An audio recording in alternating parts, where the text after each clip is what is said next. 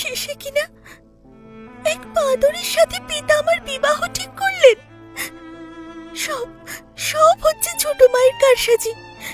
শুধুমাত্র আমায় রাজ্য ছাড়া করবে বলে।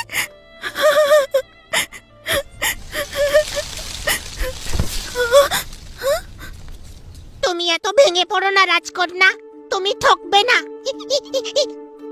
ও বাবা, এই বাঁদর তো আবার মানুষের মতো কথাও বলে।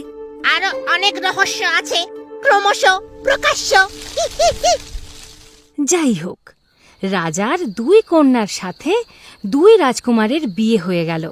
তারা একটা বড় সড়ো নৌকা সাজিয়ে ঢাক ঢোল বাজিয়ে 2 বউকে নিয়ে তাদের রাজ্যের দিকে রওনা দিল।